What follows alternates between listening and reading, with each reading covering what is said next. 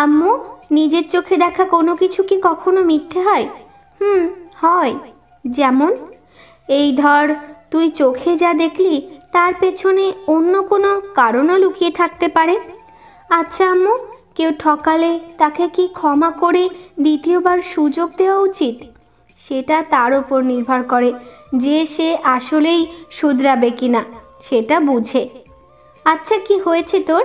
এসব কেন বলছিস? কিছু না আম্মু, এমনি। তুই কি কোনো কিছু নিয়ে আপসেট? না আম্মু, ঠিক আছি। আচ্ছা চল তাহলে, খাবি চল। ওইদিকে হঠাৎ আদ্র ভাইয়ার কল আমার ফোনে। আদ্রিতা, তুই তাড়াতাড়ি ফুপুকে নিয়ে বাসায় চলে আয়। কেন ভাইয়া, কি হয়েছে? চলে আয়, সব বুঝতে পারবি। আমি আর আম্মু ভয় পেয়ে যাই আর ভাবতে থাকি কি হলো বাসায়। ভাইয়া এভাবে আমাদের যেতে বলছে কেন? আমি আর আম্মু দ্রুত আমাদের বাড়ির উদ্দেশ্যে রওনা দিই। বাসায় গিয়ে যা দেখি তা দেখে আমার চোখ কপালে উঠে যায়। আমি দেখি আপুর দ্বিতীয় স্ত্রী, তার বোন আর মা চেয়ারে বাঁধা অবস্থায় বসে আছে। আমি যেতেই আমাকে দেখে তারা অবাক হয়ে যান। ভূত দেখার মতো আমার দিকে তাকিয়ে থাকেন আর বলেন, তুমি তুমি কে আদ্র? এসব কি? ওদেরকে এভাবে কে বেঁধে রেখেছে? আমি বলছি, ওদেরকে আদ্র আর আদ্রিতা বেঁধেছে। কিন্তু ও কে? দুজন একই চেয়ারার। কে ও? ও আদ্রিতা। আর আমরা যাবার পর যে এতদিন এই বাসায় ছিল সে অনুদ্রিতা, আদ্রিতার যমজ বোন। ওদের মা মারা গিয়েছে বলে ও আদ্রিতাকে খুঁজতে এখানে এসেছে। কিন্তু কেন যে আদ্রিতা সেজে বসে আছে আমি জানি না। আচ্ছা যাই হোক, ওদের ওরা বেঁধে রেখেছে কেন? কারণ ওরা প্ল্যান করে আমাকে ইঞ্জেকশন দিয়ে বাড়ির জায়গা সম্পত্তির দলিলে আমার সাইন নেওয়ার চেষ্টা করেছিল। আদ্র আর অনুদ্রিতা সময় মতো দেখে ফেলে এবং ওদের বেঁধে ফেলে। কিন্তু তোমার স্ত্রী না তোমাকে ভালোবাসে, তাই ওকে বিয়ে করেছো। ও তোমাকে সন্তান দেবে, সেই জন্য আমাকে বাসা থেকে তাড়িয়ে দিয়েছো। তাহলে এখন কেন সে এসব করছে? কেন করছে আমি জানি না। অনুদ্রিতা বলে, আমি জানি, আমি বলবো।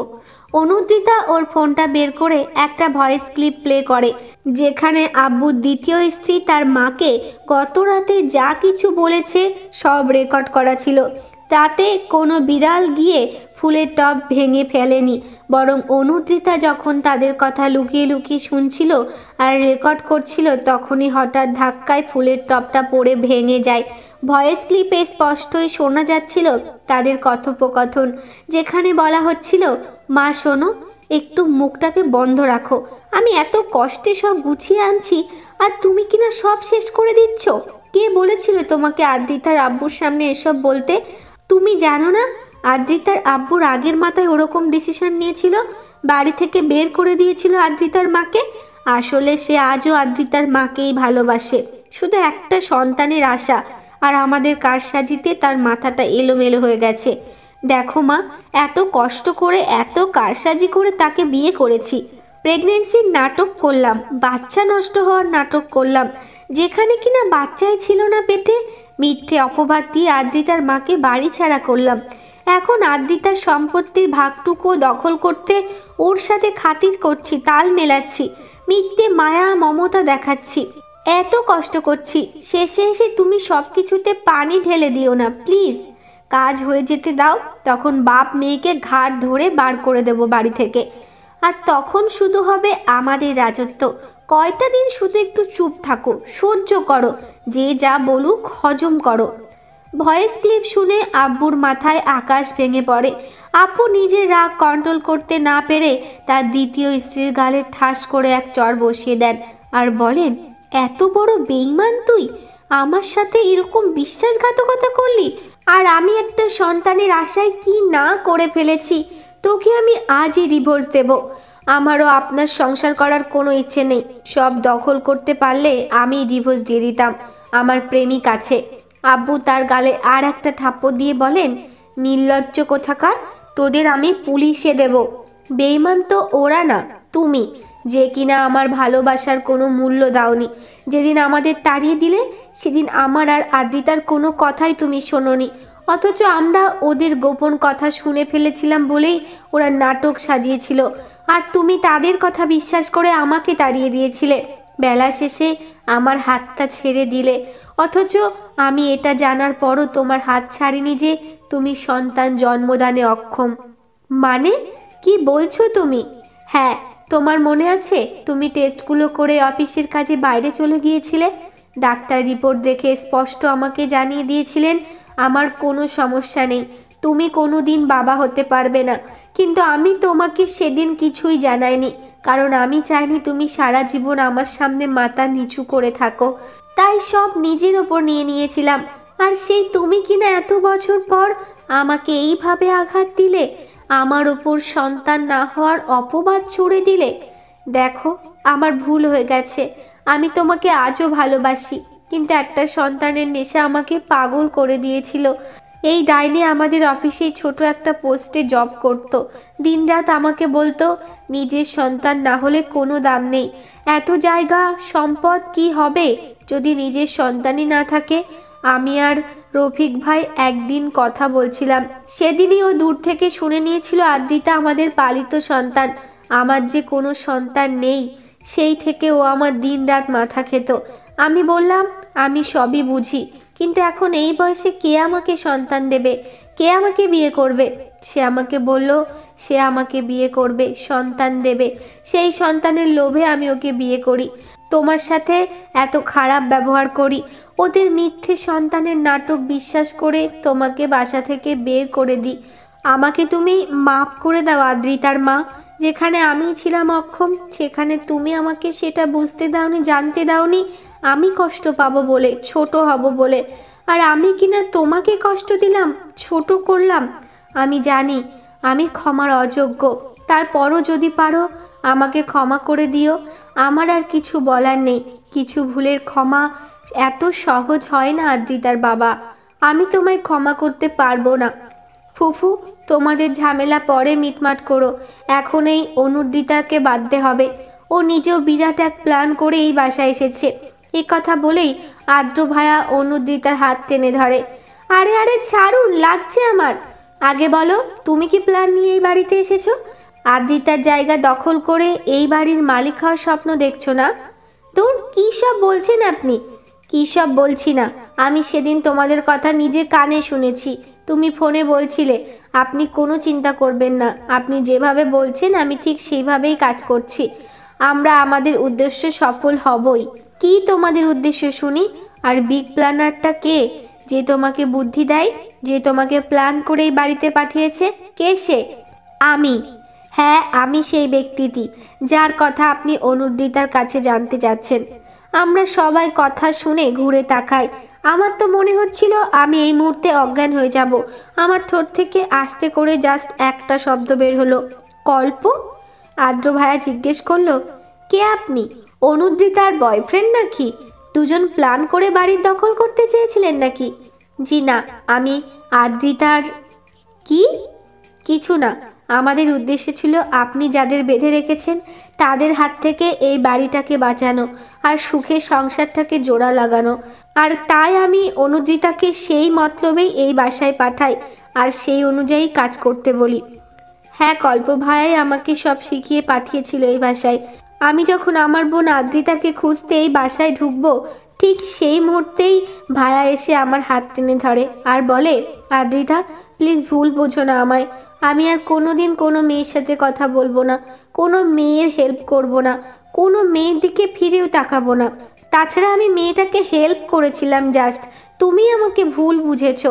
আর কতদিন এভাবে দূরে থাকবে, ব্লক করে রাখবে সব কিছু থেকে? মেয়েটা আমার কিচ্ছু না, কিচ্ছু হয় না আমার। মেয়েটা আমার বন্ধুকে ভালোবাসে আর আমার বন্ধু তাকে ইগনোর করছে। তাই আমি মেয়েটার অনুরোধে মেয়েটার সাথে প্রেমের অভিনয় করি, যাতে আমার বন্ধু দেখে জেলাস ফিল করে আর তার কাছে ফিরে যায়। সেদিন রেস্টুরেন্টে তুমি শুধু আমাকে আর ওই মেয়েকে দেখেছো। আমি মেয়েটার হাত ধরে বসেছিলাম, তা তুমি দেখেছো, কিন্তু একটু দূরে আমার বন্ধুও ছিল, তা তুমি দেখোনি। তুমি চলে আসার পর ওদের আমি মিলিয়ে দিই। কিছু সময় চোখে যা দেখা যায় তা সত্যি হয় না, এর আড়ালেও কিছু লুকানো থাকে। তোমাকে ফোন মেসেজ সব করার চেষ্টা করি, তুমি আমাকে সব কিছু থেকে ব্লক করে রেখেছো। আর আমি তোমার বাসায়ও আসতে চেয়েছিলাম তোমার ভুল ভাঙাতে, কিন্তু আসতে পারিনি, কারণ হঠাৎ খবর আসে গ্রামে আমার চাচা মারা গেছেন। তাই মাকে নিয়ে আমার তখনই গ্রামে যেতে হয়। আজ ফিরেই তোমার কাছে এসেছি। প্লিজ ভুল বুঝো না আমায়, আমি তোমাকে ভালোবাসি আদ্রু। ওই মেয়ে আর মেয়ের বয়ফ্রেন্ডের সাথেও আমি তোমার কথা বলিয়ে দেব, পাক্কা প্রমিস। আর রাগ করে থেকো না প্লিজ, ওদের মিল করিয়ে দিয়ে আমি যদি কোনো ভুল করে থাকি ক্ষমা করে দাও। আমি তোমাকে ছাড়া থাকতে পারবো না। আমি বুঝতে পেরেছি আব্বুর দ্বিতীয় স্ত্রীর বিয়ের পর তোমার মনে ভয় ঢুকে গেছে, অবিশ্বাস ঢুকে গেছে, কিন্তু বিশ্বাস করো আমি তোমায় কোনোদিনও ঠকাবো না। ভাইয়া এক নিঃশ্বাসে একটার পর একটা বাক্য বলে যাচ্ছিল, আমাকে কিছু বলারও সুযোগ দিচ্ছিল না। ভাইয়ার উদ্দেশ্য ছিল যেভাবেই হোক আদ্রিতার ভুল ভাঙাতে হবে। ভাইয়ার কথা শুনে আমি বুঝলাম ভাইয়া আদ্রিতাকে ভেবে আমাকে এসব বলছে, কারণ আদ্রিতা আর আমি দেখতে একই রকম। তখন ভাইয়াকে আমি বললাম, ভাইয়া আমি আদ্রিতা নয়, অনুদ্রিতা। ভাইয়া তো কোনোভাবেই আমার কথা বিশ্বাস করবে না। পরে আমি তাকে আমাদের সব কথা খুলে বলি, তারপর তিনি আমার গালে তিলটার জন্য বিশ্বাস করেন আমি আসলে অনুদ্রিতা, কারণ আদ্রিতার গালে কোনো তিল নেই। তখনই ভাইয়ার ফোনে একটা কল আসে, আমি জানি না কে, কিন্তু সে ফোন করে বলে আদ্রিতা আর আদ্রিতার মাকে ওর বাবা বাসা থেকে বের করে দিয়েছে। হ্যাঁ, তখন অর্পা আমাকে ফোন করেছিল, আদ্রিতার বেস্ট ফ্রেন্ড। হ্যাঁ, আমার বেস্ট ফ্রেন্ড অর্পা, ওকেই আমি সব মেসেজ করে জানিয়েছিলাম গ্রামে তোমাদের খুঁজতে যাওয়ার সময়, আর এও বলেছিলাম তোমাদের খুঁজে তারপর মামার বাসায় যাব আমরা। তাছাড়া ওর সাথে আমি আমার সব কিছুই শেয়ার করি, ও আমার সব কিছুই জানে। তারপর অর্পা আমাকে সব কিছু বিস্তারিত জানায়, তোমার সৎ মায়ের ব্যাপারেও সব কিছু বলে, আর বলে তাদের ষড়যন্ত্রের কথা। তাই আমি অনুদ্রিতাকে প্ল্যান করে তুমি সাজিয়ে বাসায় ভেতর প্রবেশ করতে বলি, আর শিখিয়ে দিই কিভাবে কি করতে হবে, যাতে অনুদ্রিতা তাদের অন্তরে ঢুকে সব কিছু জেনে নিতে পারে। কলে কৌশলে লুকিয়ে যেভাবে হোক তাদের উদ্দেশ্যের প্রমাণ জোগাড় করে তোমার আব্বুকে জানাতে পারে। তাছাড়া আমি তোমার আর আম্মুর খবরও নিচ্ছিলাম সব অর্পার কাছ থেকে। অর্পাকে আমি বলেও ছিলাম কী কারণে তুমি আমাকে ভুল বুঝে দূরে সরিয়ে রেখেছো, আর ওকে এও বলেছিলাম ও যেন তোমাকে কিছু না জানায়, কারণ তুমি আমার মুখ থেকে না শুনলে কখনোই বিশ্বাস করবে না। তোমাকে তো আমি চিনি, তাই ভাবলাম এদিকটার একটা সুরাহা হোক, তারপর তোমার সামনে গিয়ে দাঁড়াবো। সামনাসামনি না বললে তোমার ভুল ভাঙবে না। হ্যাঁ, কল্প ভাইয়াই আমাকে বলে আমি যেন তোমার সৎ মায়ের অন্তরে ঢুকে যাই আর তার সাথে খাতির দিই, আর এমন ভাব করি যেন আমি তোমার আম্মুকে রাস্তায় একা ফেলে চলে এসেছি, কারণ তাকে ছাড়তে পারবো আমি, কিন্তু এই আরাম আয়েশ না, এই বাড়ি আর সম্পত্তি না। যেদিন আমি বাসার গেটে ঢুকলাম সেদিন তোমার আম্মুর ওই দ্বিতীয় স্ত্রী, মানে আমি যাকে এখন আম্মু ডাকছি, প্ল্যান মতো খাতির করছি, তিনি তো আমাকে পেয়ে খুশিতে বলতে লাগলেন, তুমি এসেছো মামনি? আমি বললাম, হ্যাঁ আমি চলে এসেছি, আজ থেকে আমি তোমার মেয়ে। উনি তো আমার আপন মা না, যে উনি চলে যাবেন বলে আমিও এই বাড়ি সয় সম্পত্তি ছেড়ে চলে যাব। আপন মা হলেও একটা কথা ছিল, আমি এত আরাম আয়েশি জীবন ছেড়ে যেতে পারবো না। হ্যাঁ মামনি, কে বলেছে তোমাকে এত আরাম আয়েশ ছেড়ে যেতে, তোমার বাড়ি ছেড়ে যেতে? তোমার আব্বু বললেন না তোমার যাওয়ার দরকার নেই, এই বাড়ির অর্ধেক তোমার নামে তোমার আব্বু লিখে দিয়েছেন, তুমি আমার মেয়ে হয়েই থেকে যাও মামনি। হ্যাঁ আম্মু, আমি তোমার বুকেই ফিরে এসেছি। এই বলে আমি তাকে জড়িয়ে ধরি। তিনিও ভাবেন আমি আদ্রিতা, আর আমি সব ভুলে তার কাছে চলে এসেছি। কিন্তু তিনি বুঝতে পারেননি তাদের পর্দা ফাঁস করার জন্যই যে আমি এই বাড়িতে ঢুকেছি। ও হ্যাঁ, আমার কোনো ফোন ছিল না, কল্প ভাইয়াই আমাকে একটা ফোনও দেন যাতে আমরা যোগাযোগ করতে পারি। আর এই যে আদ্র, ওনার সাথে এই মহিলা আমাকে কথা বলতেই না করে দিয়েছিলেন, তাই আমিও তাকে এড়িয়ে চলেছি, কারণ আমি চাইনি ওনার মনে কোনো সন্দেহ ঢুকুক আমাকে নিয়ে। আর প্রথম দিন যেদিন আদ্র এই বাসায় আসে সেদিন আমি ইচ্ছে করেই তাকে বাসা থেকে বের করে দিই, গেট আটকে দিই, কারণ আমি আমার এই আম্মু ওরফে ওই মহিলাকে বুঝাই যে ওই বাড়ির কোনো লোককে আমি সহ্য করতে পারি না। আমার সাথে তার কিংবা তার ফুপুর আর কোনো সম্পর্ক নেই, যাতে করে ওনার মনের ভেতর বিশ্বাসের জায়গা করে নিতে পারি আমি সহজে। এই তো আমার আর কল্প ভাইয়ার এই উদ্দেশ্যই ছিল, ওনাদের ষড়যন্ত্র তোমার আব্বুর সামনে প্রকাশ করা আর তোমাদের বাসায় ফিরিয়ে আনা। অবশেষে আমরা সাকসেস, তাই না কল্প ভাইয়া? হ্যাঁ, তখনই পুলিশ এসে পড়েন। আব্বু ফোন করে তাদের জানিয়েছিলেন তাকে ইঞ্জেকশন দিয়ে তার সাইন নিতে চেয়েছেন এরা। পুলিশ আবার আব্বুর বন্ধু, তাই তিনি শোনা মাত্রই দ্রুত চলে আসেন এবং এদের নিয়ে যান। আদ্র ভাইয়াকে আমি বলি, এবার তো আমার বোনের হাতটা ছাড়ো। ভাইয়া হাত ছাড়ে। অনুদ্রিতা দৌড়ে এসে আমাকে জড়িয়ে ধরে। আমাদের দুজনেরই চোখ ভিজে যায়। আম্মু আব্বু দুজন আমাদের জড়িয়ে ধরেন। আব্বু বলেন, আজ থেকে আমার একটা মেয়ে নয়, দুটো মেয়ে। অনুদ্রিতা আরও জোরে কান্না করতে থাকে। আম্মু ওর চোখের জল মুছিয়ে দেন। আম্মু আব্বুর দিকে তাকাতেই আম্মু দূরে সরে যান। আব্বু আম্মুকে মারানোর চেষ্টা করতে থাকেন, ক্ষমা চাইতে থাকেন। সে তার ভুলের জন্য অনুতপ্ত।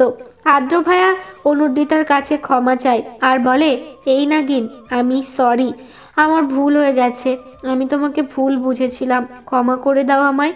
আমিও সরি, আপনার সাথে অনেক খারাপ ব্যবহার করেছি, সেই জন্য। ক্ষমা করতে পারি, কিন্তু কিছু শর্তে। কি শর্ত? আমাকে সারা জীবন নাগিন বলে ডাকার অধিকার দিতে হবে। আর আমি যখন অফিস থেকে ফিরবো দুটো গেট খুলে দিতে হবে। ঠুসঠাস মুখের ওপর গেট লাগিয়ে দিতে পারবে না কখনো। ঠিক আছে, কিন্তু রাতে যদি বাসায় দেরি করে ফেরেন তাহলে গেট বন্ধই থাকবে, মনে থাকে যেন। আচ্ছা, আমি রাজি। তাহলে আমিও রাজি। ওইদিকে হঠাৎ বৃষ্টি শুরু হয়। আমি দৌড়ে ছাদে চলে যাই। বৃষ্টিতে ভিজতে থাকি। কল্প আমার পিছু পিছু ছাদে চলে আসে।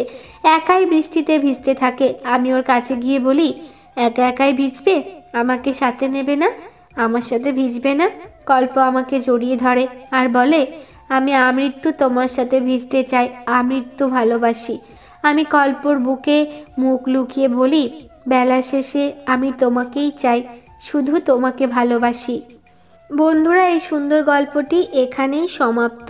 এই গল্পের আগের পর্ব যদি আপনি মিস করে থাকেন তাহলে এই ভিডিওর প্রথম কমেন্টে দেওয়া লিঙ্কে ক্লিক করে আগের পর্বগুলিও দেখে নেবেন। অসংখ্য ধন্যবাদ সবাইকে আজকের ভিডিওটি সম্পূর্ণ দেখার জন্য। আর আজকের ভিডিওটি কেমন লাগলো সেটা কিন্তু অবশ্যই কমেন্ট করে জানাবেন।